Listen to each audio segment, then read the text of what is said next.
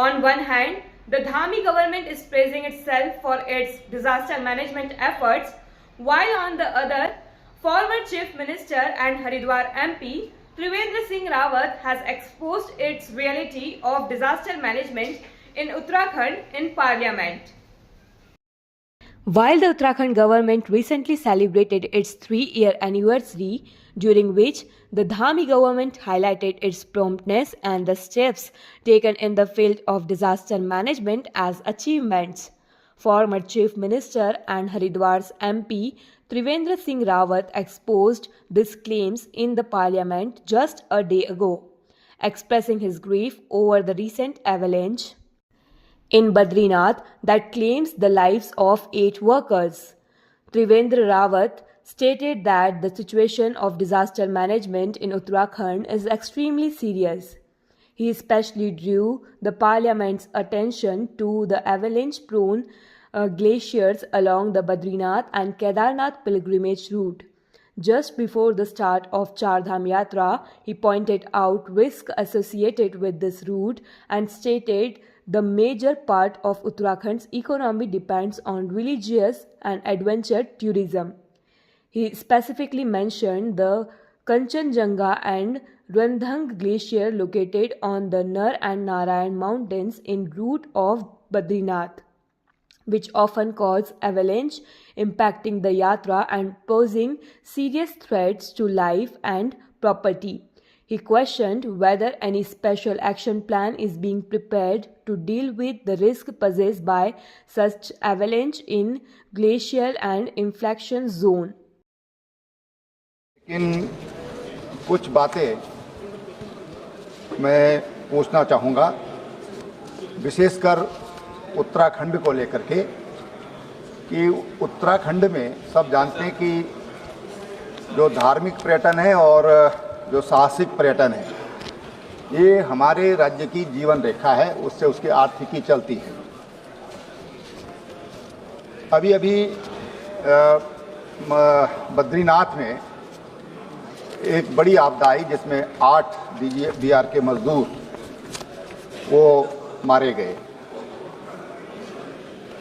इसी तरह से जो बद्रीनाथ जब हम जाते हैं तो नारायण पर्वत पर पिरामिड्स बनाए गए हैं, जिससे कि जब भी ग्लेशियर्स पिघलते हैं, एवलांच आते हैं तो वो बिखर जाते हैं। लेकिन नर पर्वत पर ये जो 2 ग्लेशियर वहाँ पर मुख्य रूप से प्रभावित करते हैं, एक तो है कंचनजंगा और एक उसी के बगल में दूसरा ग्लेशियर है रडांग, और इसके कारण यात्रा प्रभावित होती है और जान माल को भी खतरा बना रहता है। मैं माननीय मंत्री जी से पूछना चाहता हूं कि ये जो 2 एवलांच प्रोन एरिया है, उसके लिए कोई विशेष व्यवस्था भविष्य में की जाएगी। इसी तरह से केदारनाथ में मंदाकिनी के दोनों तरफ दाएं तट पर ऐसे 7 एवलांच प्रोन जोन हैं और बाएं तरफ 9 ऐसे एवलांच प्रोन एरिया हैं जहां पर सदैव भूस्खलन ये एवलांच का खतरा बना रहता है। तो माननीय मंत्री जी, क्या उसके लिए सरकार के पास कोई योजना विचाराधीन है, कोई विशेष कार्य योजना उसके लिए बनाई गई है या बनाई जाएगी? ये मेरे 2 सवाल हैं। He also raised concern about the 7 avalanche-prone zones located on the right bank of the Mandakini River along the Kedarnath trekking route, asking what plans are in place to address those as well. In his supplementary question, Trivendra Rawat also raised issues regarding environmental conservation policies and disaster management preparedness during extreme situations. Following his question in Parliament, Union Minister of State for Home Affairs Nityanand Roy responded, stating that the concerns raised by Trivendra Rawat were valid. He informed the House that nearly 130 major glaciers like has been identified across India. However, while Trivendra Rawat had raised concern specifically about avalanche-prone glaciers, the minister responded regarding Glacier Lake outburst flood zones. We also tried to get a response from Uttarakhand Disaster Management Secretary Vinod Kumar Suman, who acknowledged that the matter raised in Parliament will certainly draw everyone's attention. He said appropriate action will be taken and work will be carried out under expert guidance.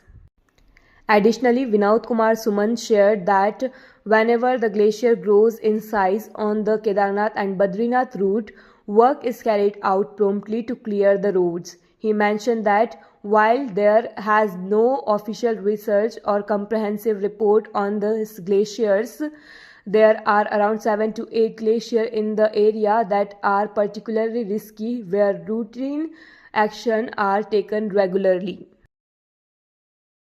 Sir एक जिस तरह से देश की संसद में जो है यहाँ के जो पूर्व मुख्यमंत्री रहे हैं और सांसद भी हैं हरिद्वार से, उन्होंने केदारनाथ और बद्रीनाथ रूट पे जो यात्रा रूट पे पड़ते हैं एवलांच हमारे जो ग्लेशियर्स हैं, जो एवलांच प्रोन ग्लेशियर्स हैं, उनका सवाल उठाया है और इस पर उत्तराखंड आपदा प्रबंधन या उत्तराखंड सरकार किस तरह से काम कर रही है, क्योंकि लगातार ये हमारे लिए बड़ी चैलेंजेस भी बनते हैं। देखिए, जो प्रश्न माननीय संसद में उठाया गया है उसके लिए सरकार की ओर से प्रभावी कार्रवाई की जाएगी और उसमें विशेषज्ञों की राय लेने के उपरांत जो है अग्रतर कार्रवाई की जाएगी। अभी इतना हम फिलहाल यही कह सकते हैं। अभी सर हम बात करें क्या स्थिति है वहाँ पे, कितने हमने चिन्हित किए हैं, क्योंकि अभी रिसेंटली एक एवलांच भी आया था। अभी आपदा प्रबंधन विभाग किस तरह से इस क्षेत्र में जो है वो एक्सरसाइज कर रहा है, या पिछली कुछ आप लोगों की रिपोर्ट्स होंगी सर, क्या स्थिति क्या है सर क्षेत्र में? अगर आपने वहाँ मौके पर भ्रमण किया हो तो आपको आइडिया होगा कि ऊपरी इलाकों में ग्लेशियर लगातार आते रहते हैं और होता रहता है, इस तरह से घटनाएं होती रहती हैं। तो जहाँ जहाँ अधिक मात्रा में ग्लेशियर आते हैं वहाँ पर रोकने के लिए कार्रवाई समय समय पर की जाती है। और ग्लेशियर के रास्ते में हम जब यात्रा मार्ग खुलता है तो उस समय भी बर्फ़ को काट के रास्ता बनाया जाता है और ऊपर जहाँ जहाँ से संभावना होती है वहाँ पे हम कार्रवाई करते हैं जी। बट इसकी बड़ा काम होता है, समय लगता है इसमें। तो अब जो प्रश्न उठाया गया है, जो बातें आई हैं, सक्षम स्तर से इस पर निर्णय लिया जाएगा और कार्रवाई की जाएगी। कोई अभी तक हमारा कोई स्टडी या कोई ऐसी कोई हमने किया हो इस क्षेत्र में, कोई शोध किया हो या फिर हमने आइडेंटिफाई किया हो इस तरह से? नहीं, अभी बहुत अधिक डेटा इसके बारे में नहीं है। अभी रूटीन में हम लोग जो नॉर्मल कार्य होते हैं वो करते हैं और विशेषज्ञों की राय लेते हुए जो भी उसमें सुधार की कार्रवाई या उसको रोकने की कार्रवाई वो की जाती है, लगातार कर रहे हैं। और ग्लेशियर कई जगह आते हैं, जैसे जब कपाट खुलता है बद्रीनाथ जी का, केदारनाथ जी का मैं कई बार गया हूँ कपाट खुलने के समय या कपाट खुलने के कई दिन पहले। जैसे बद्रीनाथ में जाएंगे आप तो आपको 7 से 10 जगह ऐसे मिलेंगे। उस प्रकार से केदारनाथ जी में भी आप जाएंगे तो 7 से 10 जगह ऐसे होता है, ग्लेशियर पैदल मार्ग पे अब आता रहता है इस तरह से। तो रूटीन का कार्य है, तो उसमें सभी खतरनाक नहीं होते, जहाँ पे खतरनाक होते हैं उसके लिए कार्रवाई की जाती है। जैसे आपने देखा होगा बद्रीनाथ जी के ऊपर जीएसआई ने या वाडिया संस्थान ने कुछ काम किया है। बद्रीनाथ जी के मंदिर के ठीक ऊपर वाले पोर्शन में जहाँ ग्लेशियर आने का खतरा होता है वहाँ रास्ते में कुछ इस तरह से बनाते हैं स्ट्रक्चर कि सीधे ग्लेशियर न आए, वो आएगा फिर ऐसे मुड़ जाएगा, ऐसे मुड़ेगा, रफ्तार कम होती है। ग्लेशियर की स्पीड अगर ज़्यादा है तब दिक्कत होती है, अगर स्पीड कम है तो फिर नुकसान नहीं होता उससे। Trivendra Rawat also received support from the Congress party for raising the issue of disaster management in Parliament. Congress stated that while the government has been boasting about its achievement in disaster management, one of its senior leaders has revealed the true state of affairs in the state. Congress spokesperson Garima Dasoni cited various disaster incidents in Uttarakhand as example of the state government's failure. She said that with the Char Dham Yatra about to begin, it is imperative to question what both the central and state government are doing in terms of disaster management. Ma'am, जिस तरह से उत्तराखंड के पूर्व मुख्यमंत्री रहे और वर्तमान में हरिद्वार सांसद त्रिवेंद्र रावत जी ने जो केदारनाथ और बद्रीनाथ यात्रा रूट पर जो ग्लेशियर है उनकी समस्या का सवाल उठाया है केंद्र सरकार के सामने, और खुद भी मुख्यमंत्री रह चुके हैं, और इस तरह से आपदा पर लगातार सवाल उठ रहे हैं, और दूसरी तरफ धामी सरकार आपदा पर अपनी थपथपा रही है।